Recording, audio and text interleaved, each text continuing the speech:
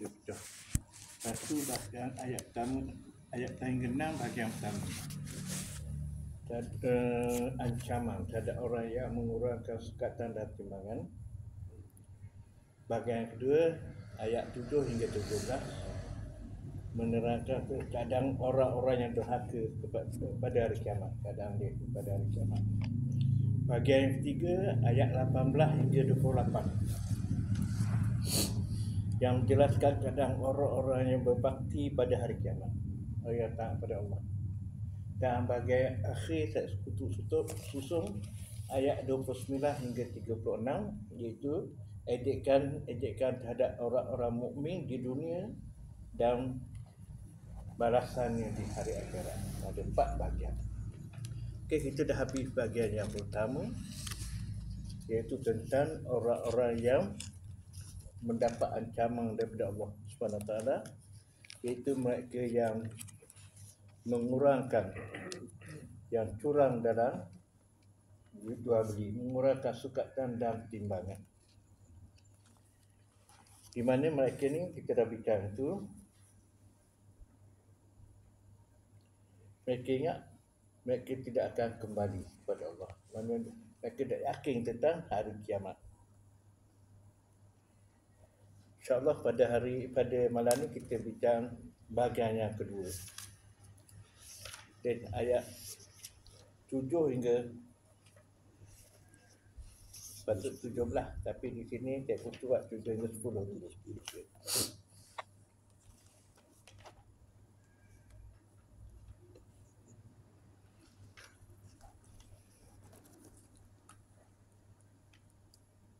Pentafsiran ayat-ayat 7 hingga 10. Di dalam bahagian pertama surah ini, mereka digelarkan sebagai mutafikin, yakni orang yang curang dalam sukatan dan timbangan.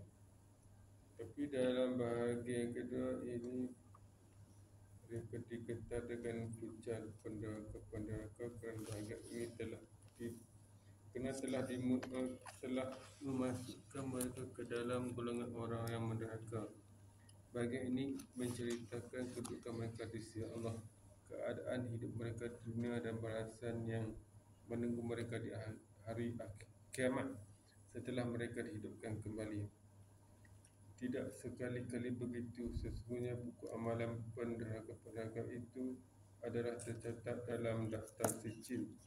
Tahukah engkau apakah daftar sijil itu? Itulah buku catatan yang ditulis rapi. Pada hari itu celakalah kepada pendusta-pendusta. Amalan-amalan curang dicatatkan dalam daftar sijil. Mereka tidak menganggap bahawa mereka akan dibangkitkan pada hari kiamat yang amat besar itu. Oleh itu, Al-Quran menolak sangkaan itu dan menghendik mereka dan seterusnya menegaskan kepada mereka bahawa di sana terdapat buku catatan amalan yang merakamkan segala amalan mereka.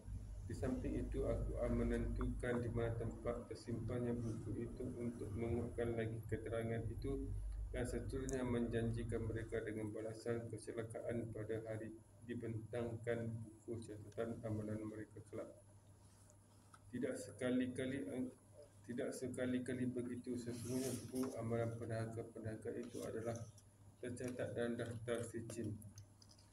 Maksud kata al-fujjar ialah penderhaka yang melampaui batas maksiat dan dosa. Buku amalan ialah rekod amalan mereka.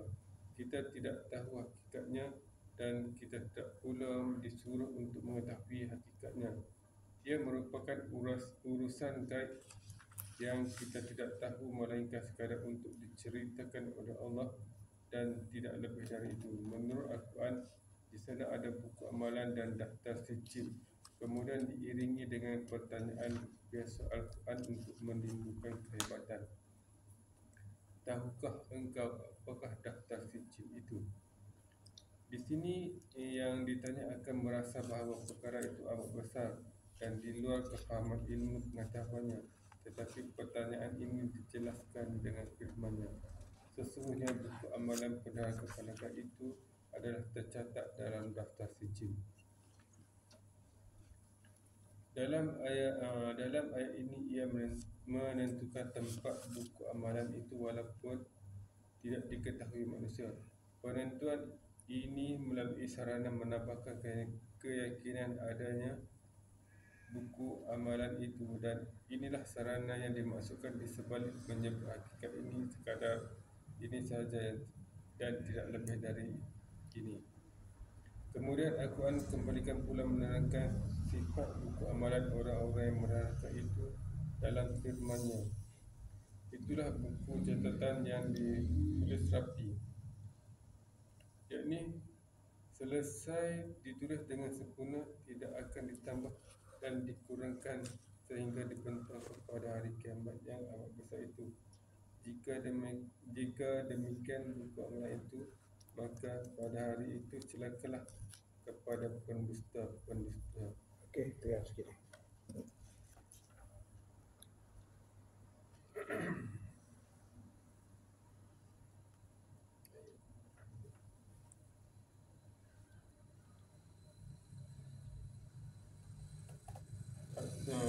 Ayat 7 hingga 10 ni dia menceritakan tentang buku catatan yang yang ditulis direkod oleh malaikat yang bernama Sijin itulah. Untuk orang mana? Orang yang mana? Orang pendaga. Orang yang buat dosa ya. Okey. Yang tu saya cakap juga ni. 7 hingga 10 yang itu saja kan. Cuma di sini kalau ada perbincangan buku tu macam mana? Kecil ke besar, tebal ke apa ni? Itu hak Allah kita. Benda lain. Saya tak tahu disimpan dalam sijin saja. Macam mana kita tak tahu.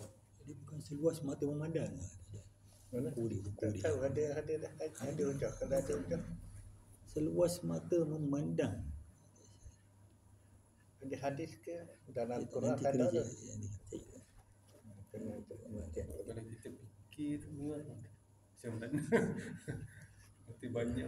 Maksud kalau ada pun dalam hadis dalam Quran tak ada. Kita kat tu je. Tafsiran ayat 11-14.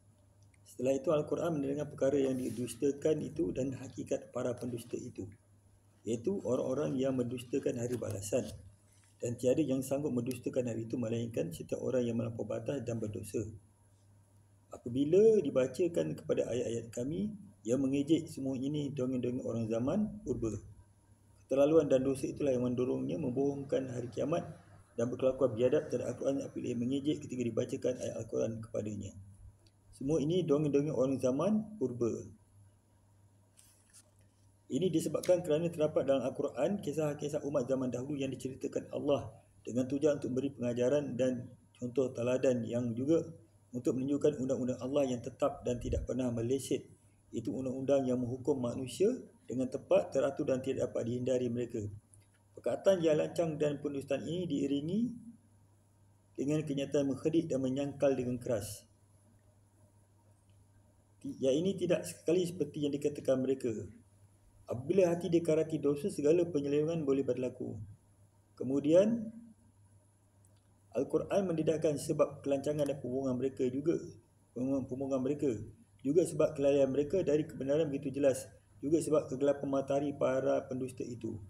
Tidak sekali-kali begitu. Sebenarnya hati mereka telah dikarat dosa yang telah dilakukan mereka. Maksudnya hati mereka telah ditutupi kekotoran dosa dan maksiat yang dilakukan mereka. Sebenarnya apabila hati itu lumrah dengan kerja-kerja maksiat, maka cahayanya akan muram, gelap dan kemudian diliputi karat yang tebal yang tidak dapat lagi ditembusi nur hidayat.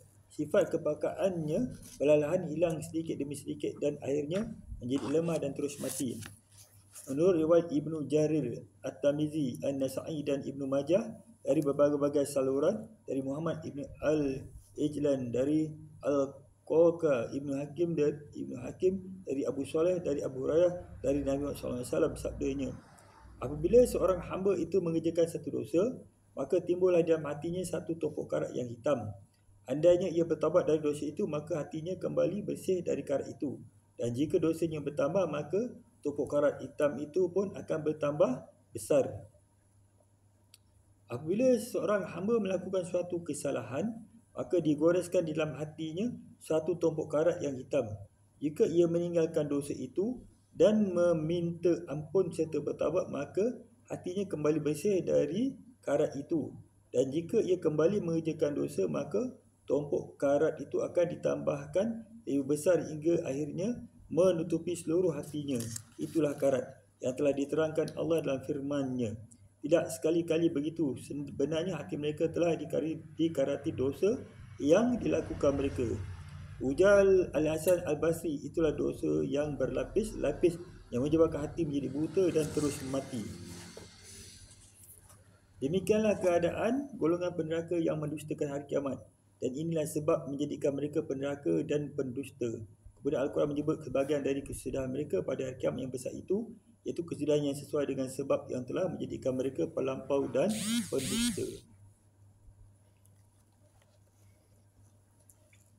Kat sini dalam ayat ni, ayat 14 ni, Allah telah menerangkan bagaimana hati seorang tu boleh menjadi dia istilahnya kat sini karat lah, maknanya hatinya tu ditutupi lapisan oleh disebab dosa-dosa yang besar-besar atau dosa kecil yang dilakukan berulang-ulang kali. Tidak bertaubat kepada Allah SWT.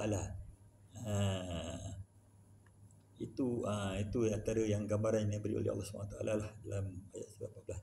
Maknanya kalau kita supaya hati kita ni boleh terima nur, boleh terima kebaikan, jadi hati kita ni sentiasalah maknanya kena dibersihkan dengan ayat Al-Quran, dengan solatnya yang ikhlas. Kadang-kadang kita tengok zaman sekarang ni, kalau kita zaman sekarang walaupun ni termasuk diri kita lah sekali, kita tengok kita ni semayang, orang tu semayang pergi balik ulang-alik, tapi dosa-dosa besar ni tetap mereka lakukan.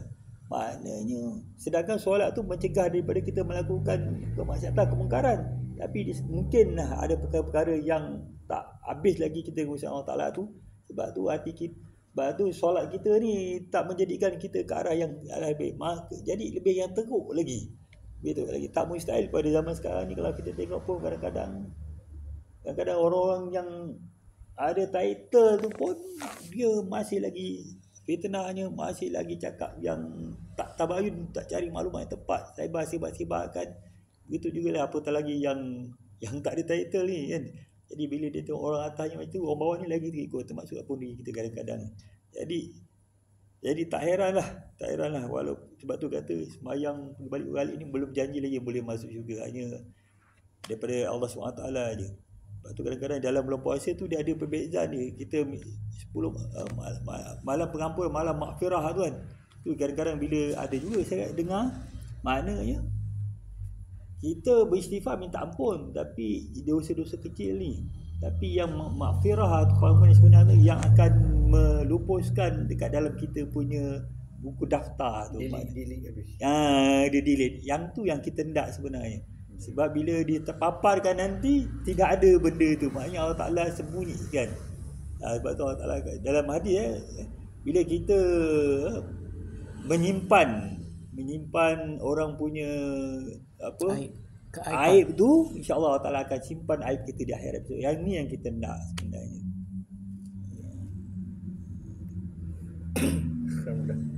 Jadi kadang orang yang tadi yang durhaka ni, sebab hati dia dah kagak dah, banyak dosa,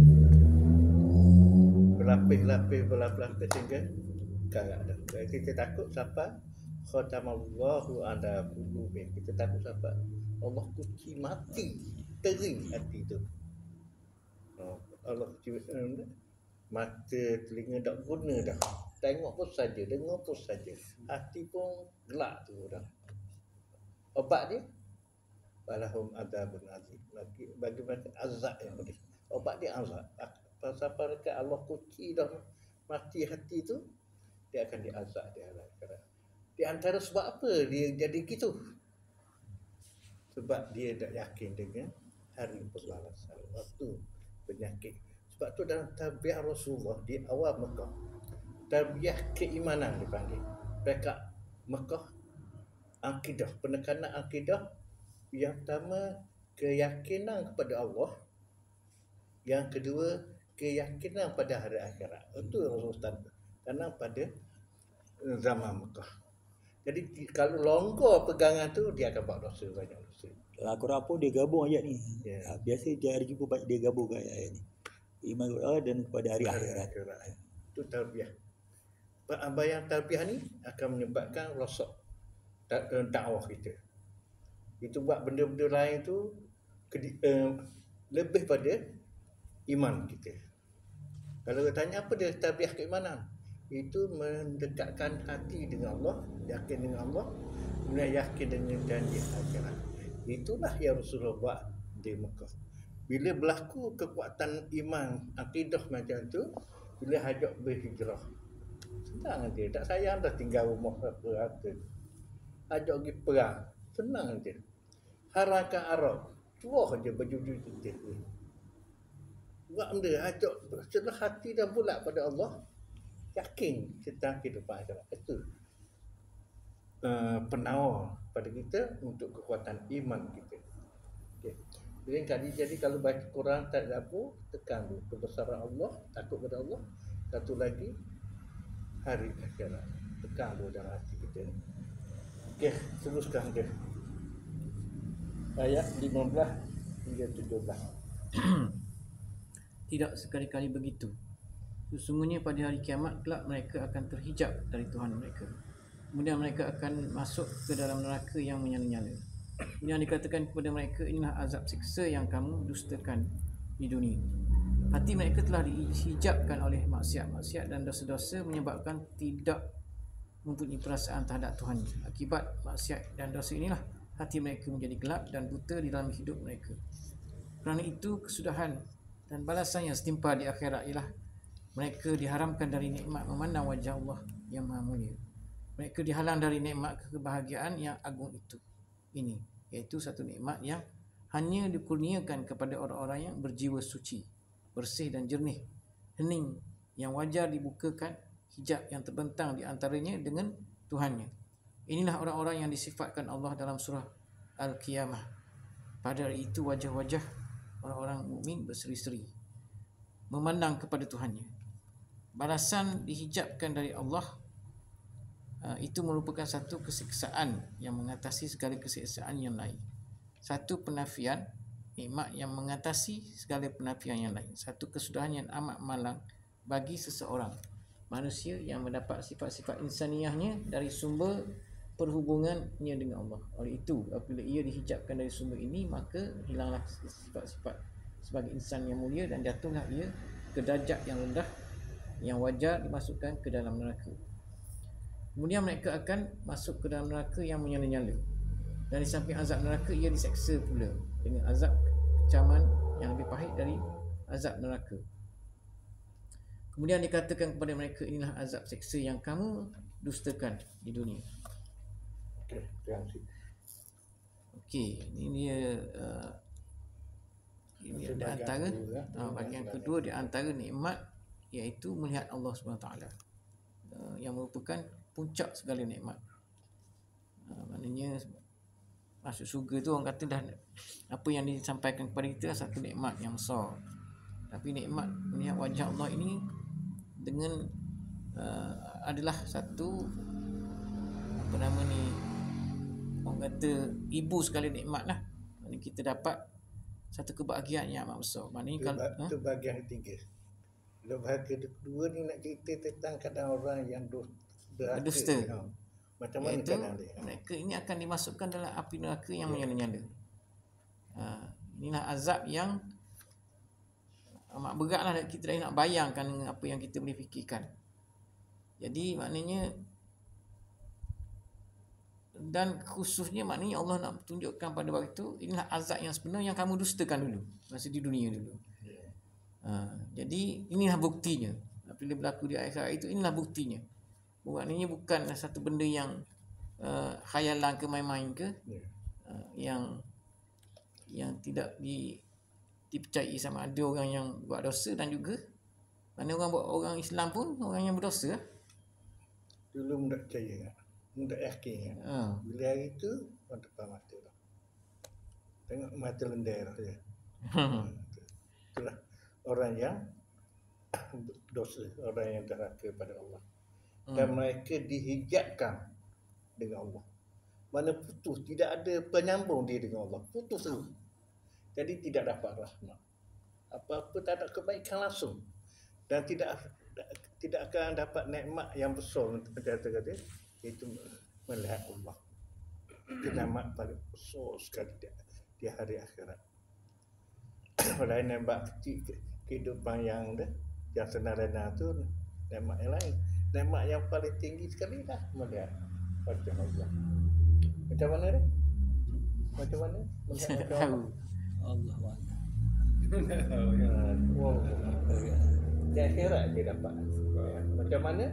Wallahu a'lam. Tengok mata kena apa? Wallahu a'lam. Itu di luar daripada perkiraan kita dan akal kita. Jadi nak gambarkan orang kafir, orang yang derhaka terputus. Tak ada satu penyambung dengan Allah. Jadi tak dapat benda langsung lah. Tak ada langsung kebaikan. Mana gambar tu. Bila hijab tu.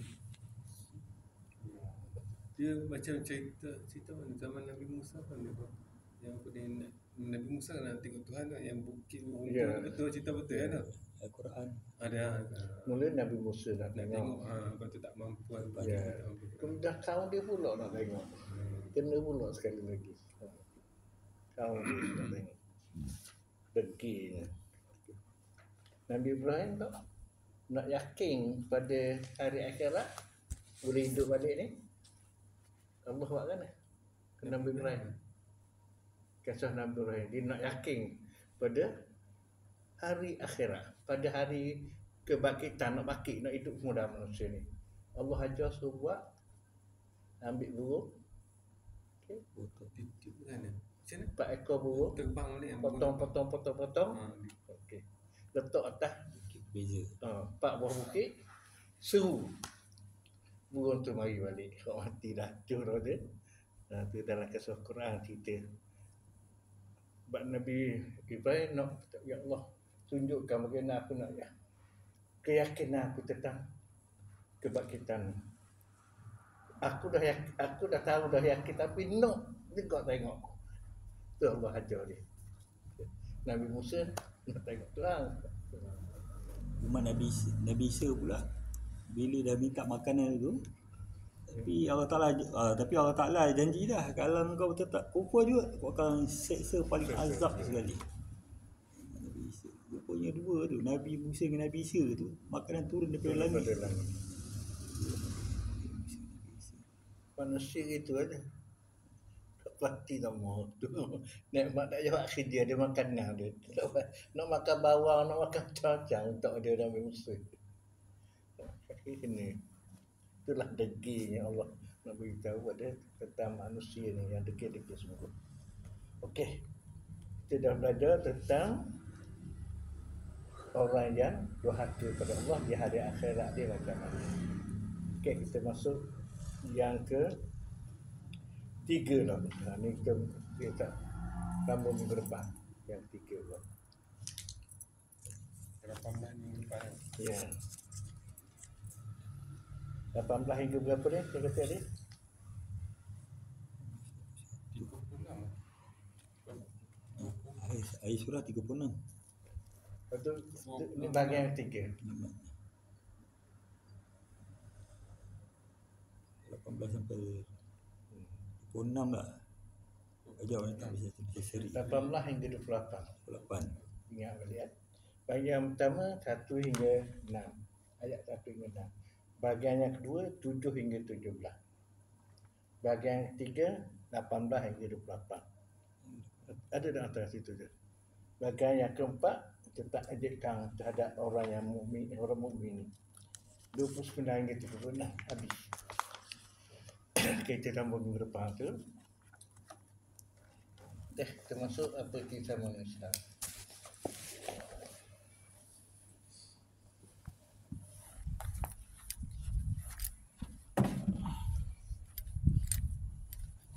Kita masuk taat.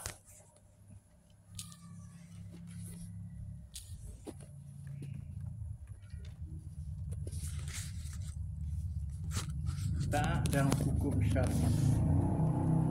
Jadi taat dan hukum syar'i.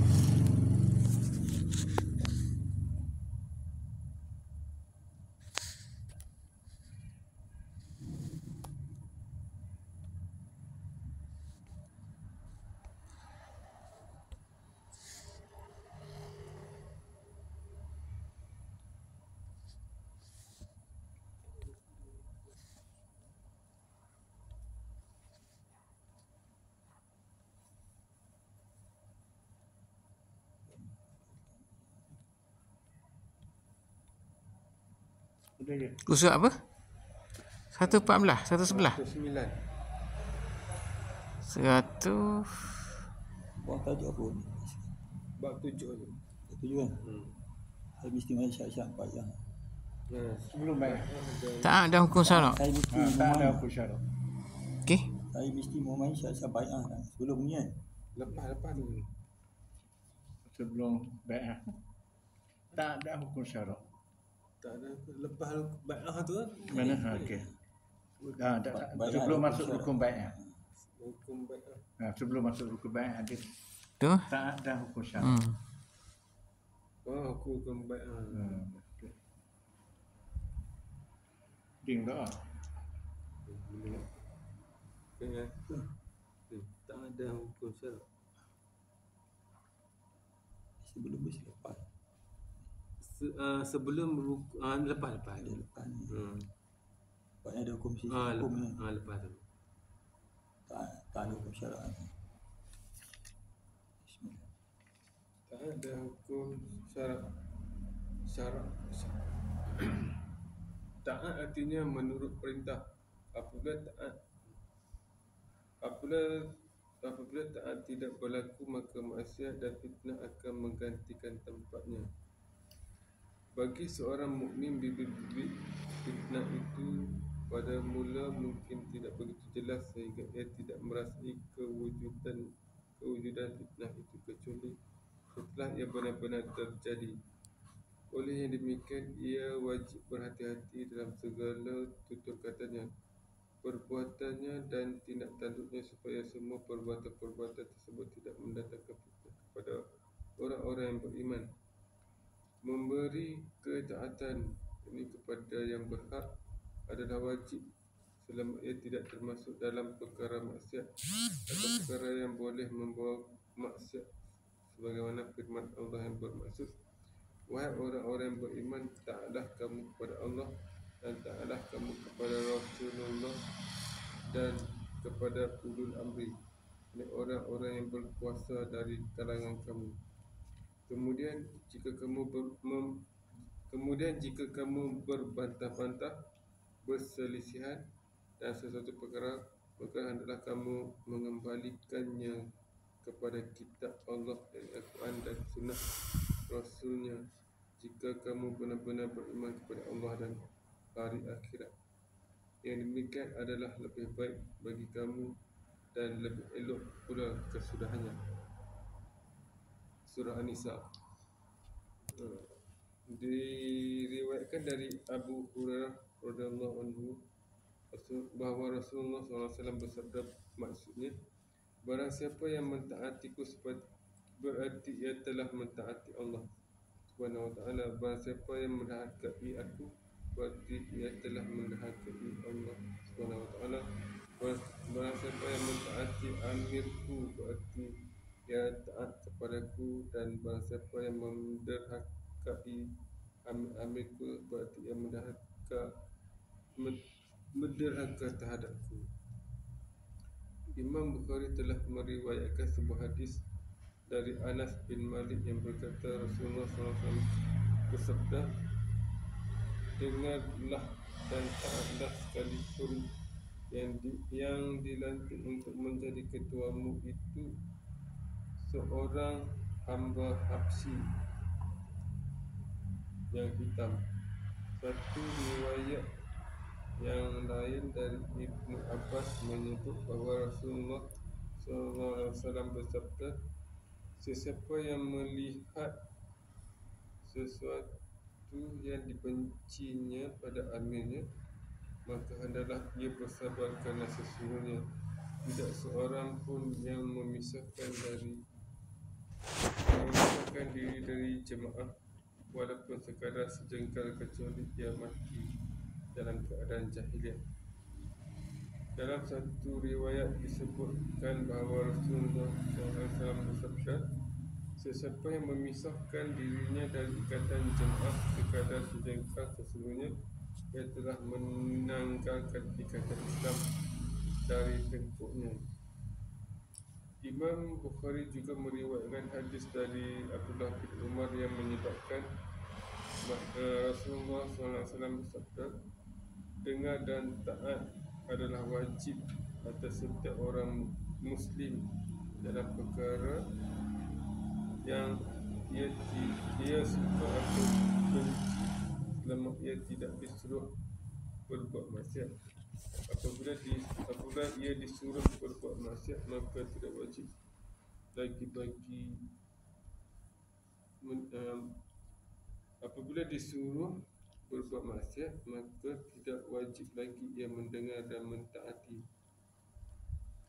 Imam Bukhari juga meriwayatkan sebuah hadis yang berlangsung disandarkan kepada Sayyidina Umar bahawa beliau, sesungguhnya manusia di zaman Rasulullah SAW dihukum dengan wahyu, tetapi sekarang wahyu telah terputus. Oleh yang demikian, kami akan menghukum kamu berdasarkan apa yang zahir, jelas dari amalan-amalan kamu. Maka sesiapa yang menunjukkan kebaikan kepada kami, kami akan melindunginya dan mendekatinya. Kami tidak berhak mencari rahsia di hatinya sedikit pun. Allah lah yang akan menghisap perkara yang berkaitan dengan hatinya. Sesiapa yang melakukan kejahatan kepada kami, kami tidak akan melindunginya dan tidak akan membenarkan sekalipun ia menyatakan niatnya baik. Riwayat Bukhari. Apa yang dimaksud tahap dalam usaha? Taat ni ikut perintah lah. Kerana kita ikut perintah ni macam kita ada ketua, kita ikutlah ketua kita selagi ia tidak bercanggah dengan hukum Allah lah, bersyarat lah.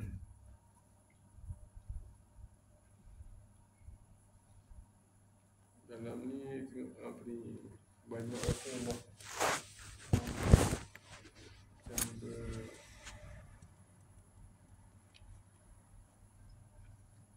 Rasulullah bersabda lah, banyak berkaitan dengan hadisnya, dan kita kena mentaati pemimpin kita. Itu kalau kita meninggalkan jemaah walaupun sejengkal, sesungguhnya macam kita meninggalkan ikatan di tengkuk kita lah. Yang bagi kita kena, kita wajib lah, macam wajib juga, wajib menurut perintah ketua kita walaupun ia daripada keturunan Habsyi.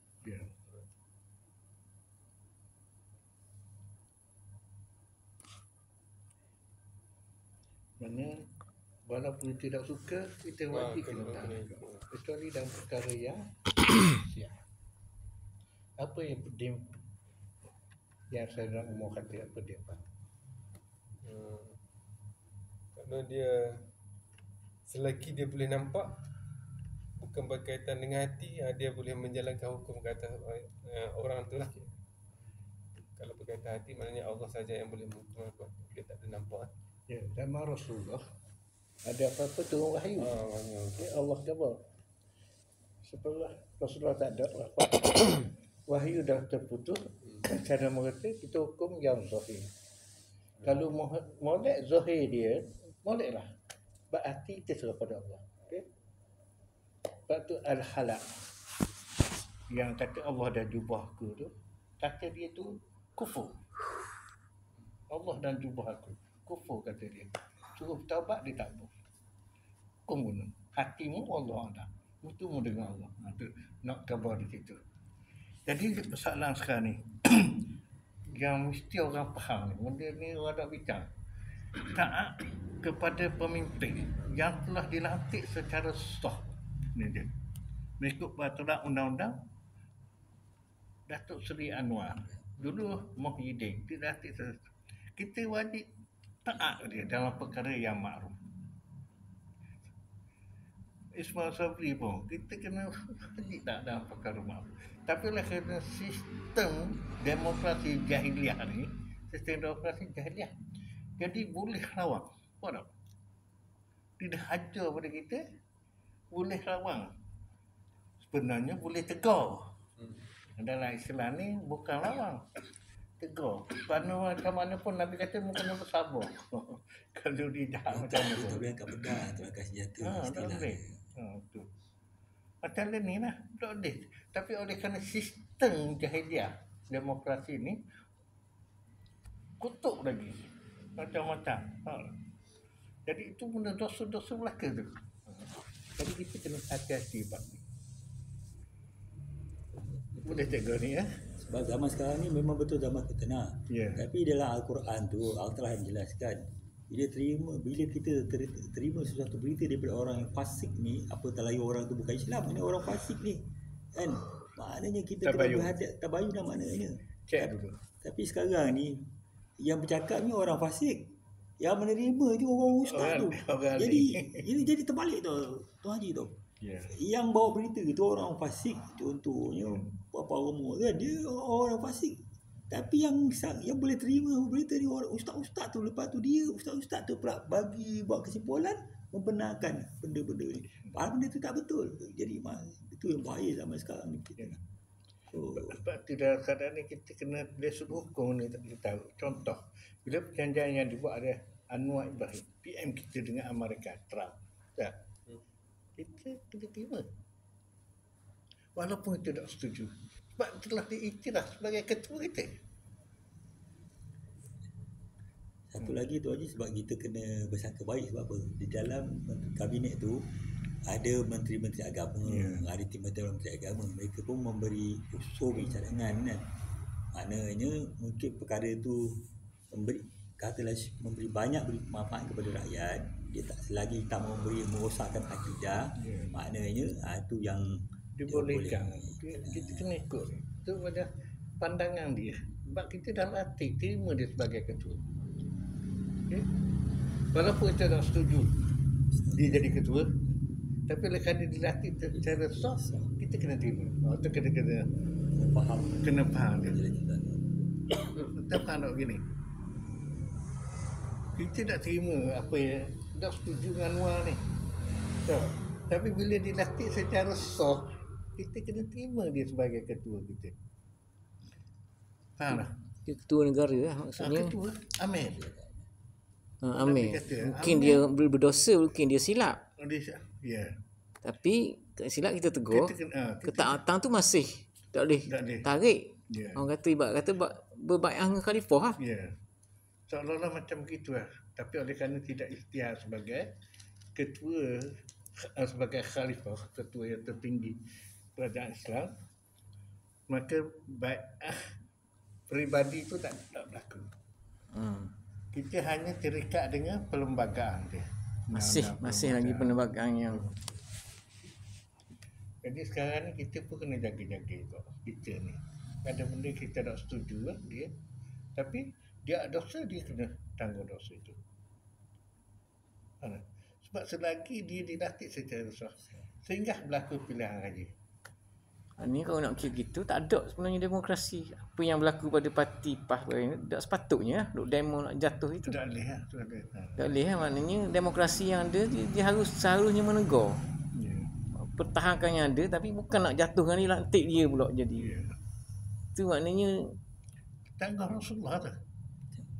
Bercanggah dengan Rasulullah. Bahaya. Maknanya dia mengambil demokrasi tu melebihi daripada melanggar syarak. Dia sanggup buat. Ya. Sebab flexibility dalam demokrasi. Tak salah segi undang-undang negara. Sebab di zaman Khalifah Islam ada yang jahat, ada yang jahat bunuh, ada yang minum arak mewah, ada yang ambil rasuah.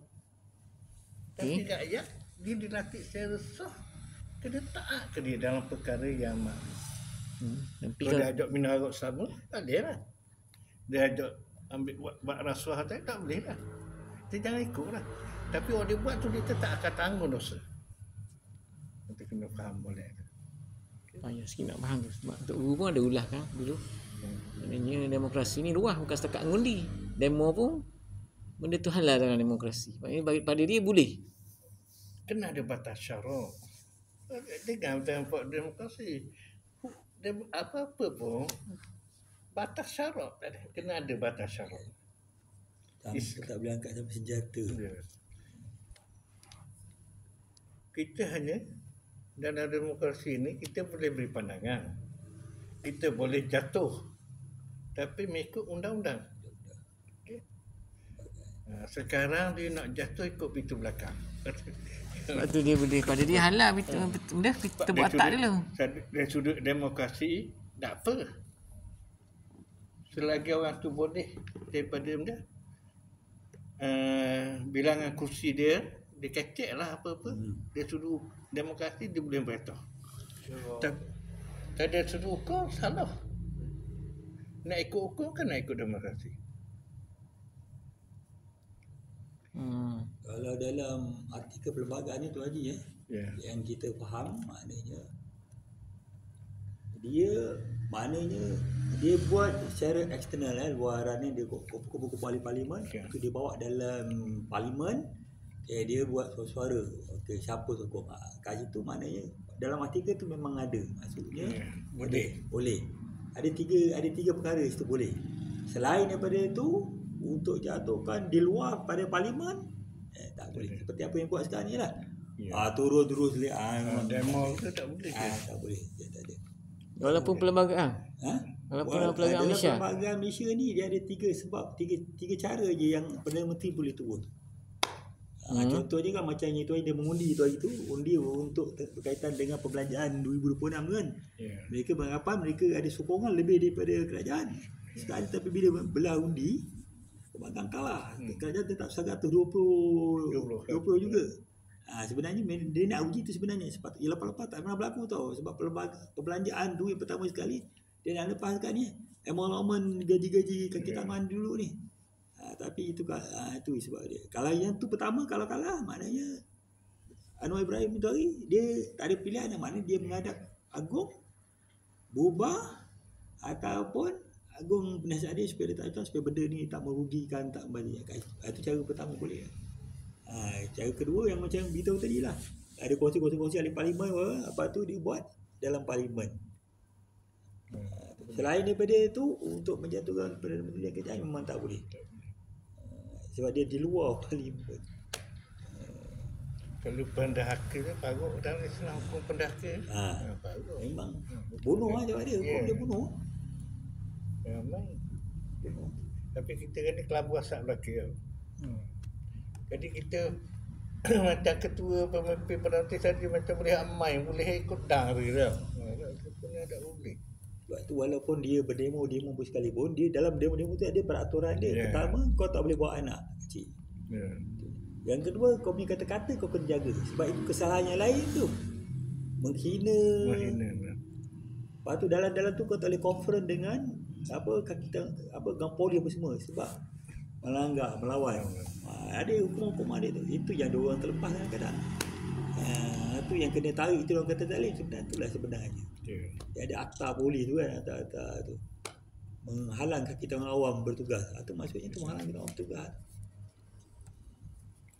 Jadi bila undang-undang tu yang diterima secara perlembagaan, kita wajib kena ikut dia.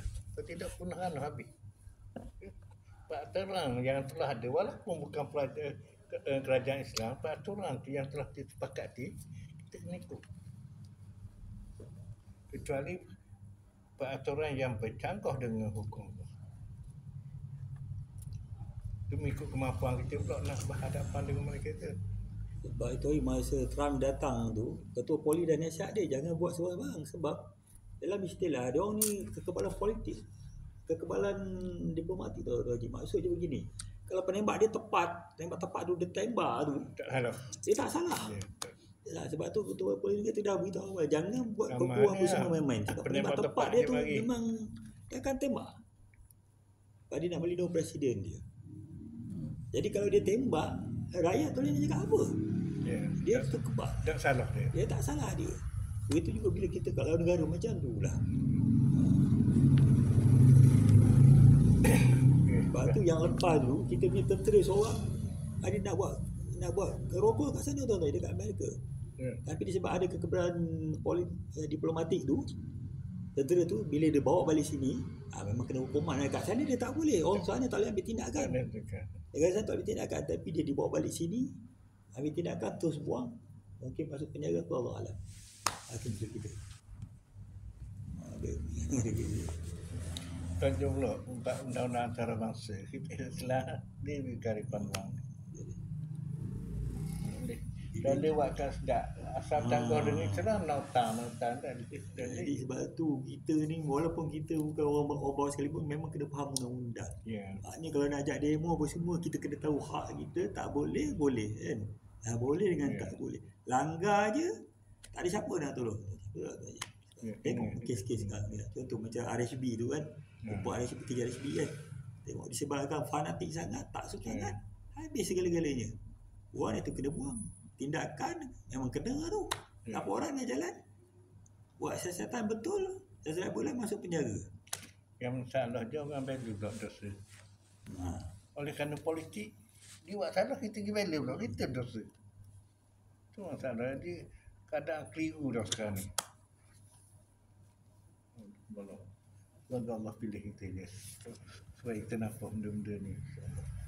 Adik kita ada gak tujuan luar, tapi kita terima je lah, dia dah ketua kita. Sekarang kita masuk rukun bai'ah. Rukun-rukun banyak. Bergabung dengan Harakat Islamiah pada hakikatnya bermaksud bergabung secara langsung atau amalan di dalam Islam yang merupakan permulaan perjanjian baru dengan Allah dan memberikan bai'ah untuk beramal dan berjihad pada jalannya.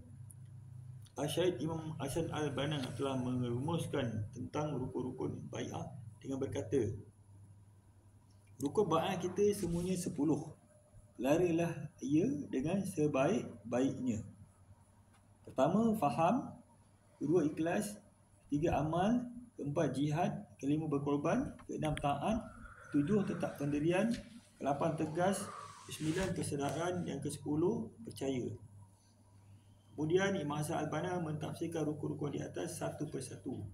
Beliau menyatakan faham. Hendaklah saudara meyakini bahawa fikrah kita adalah fikrah Islamiah yang sejati dan hendaklah saudara memahami Islam sebagaimana kami para pemimpin memahaminya berdasarkan usul 20, iaitu prinsip yang ditetapkan. Kami ringkaskan prinsip-prinsip tersebut adalah sebagaimana berikut. Yang pertama, 1.1. Hendaklah saudara memahami bahawa Islam adalah satu sistem yang lengkap, itu syamil, yang mencakupi seluruh bidang kehidupan. Okey, terang.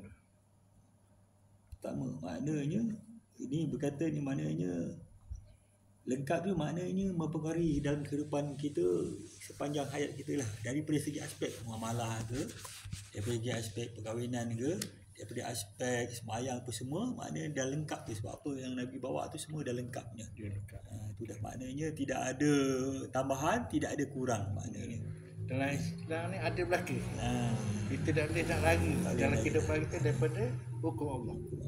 Akan ada panduan dia. Daripada kita buka mata sampailah kita pejam mata, semua dia harus disusun dengan baik dah, susun baiknya. Jadi mana-mana orang yang memahami Islam ni adalah ibadah, salah lah. Ataupun Islam ni kita kena kuat ekonomi, salah. Islam ni kena kuat lagi. Semua segi. Maknanya ekonomi itu satu bab daripada Islam. Ekonomi itu satu bab. Okey, kajian nombor 2 je. Nombor 2 maknanya bawah lagi lah. Ya. Ikhlas Hendaklah saudara 1, 2. 1.2 lagi. Okey. Hendaklah saudara memahami bahawa Al-Quran dan Sunnah adalah sumber rujukan bagi setiap orang Muslim dalam memahami segala hukum hakam Islam. Itu je. Okey, maknanya orang Islam ni rujukan utama dia ialah Al-Quran dan Sunnah. Dalam semua maknanya dah segala yang melibatkan hukum hakam lah. Maknanya melibatkan hukum hakam, maknanya seluruh kehidupan kita ni maknanya sumber asasnya daripada Islam. Kecuali hal-hal yang melibatkan teknologi keduniaan tu tidak. Tapi walaupun ia akan berkait benda yang sama lah. Dia macam mana lah dengan ijma' ulama? Ijma' lah. Ijma' ulama. Ni selalu. Kalau macam Fatifah dia akan guna semua tu. Quran dan Sunnah dan ijma' ulama. Apa dia? Dan juga qiyas. Ya. Qiyas sama lah. Sama. Selepas ijma' qiyas. Okey, ijma' ulama ni maknanya dalam memutuskan bab-bab hukum payah kot sebab kadang-kadang terutama dalam bab-bab fiqh semuanya maknanya sebab benda tu sentiasa terbuka pada ijtihad.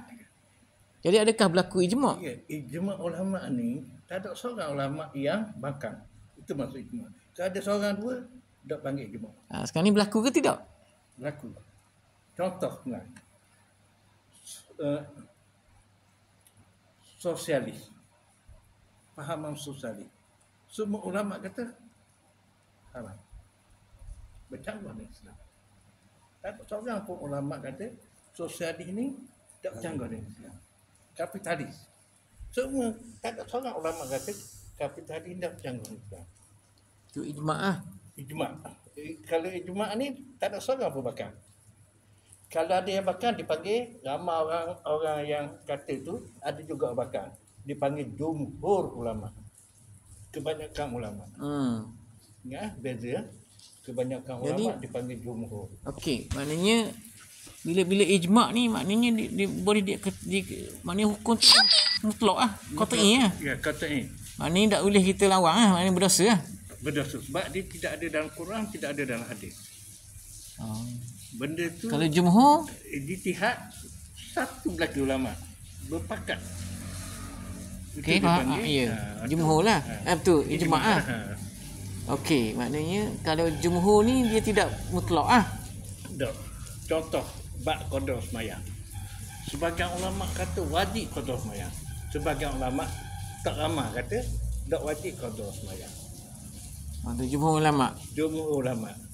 Tak semesti pendapat jumhur tu tepat.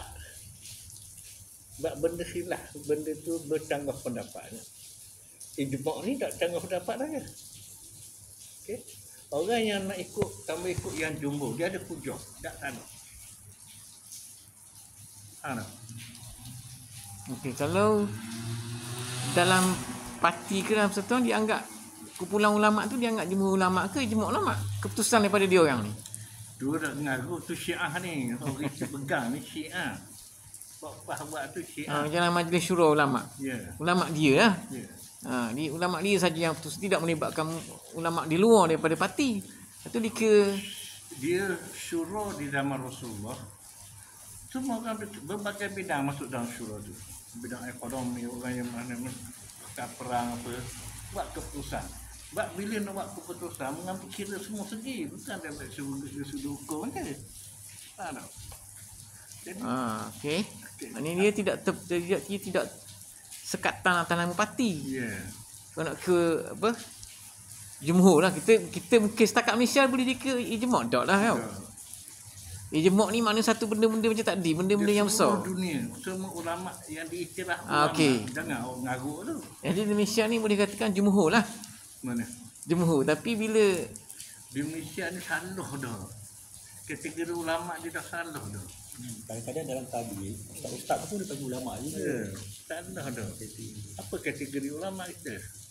Tak ada satu garis panduan. apa tu lagi kalau atas nama parti lagi kecil. Bukan jumhur tu. Dia ulama parti saja. Sekarang Payah nak faham tu.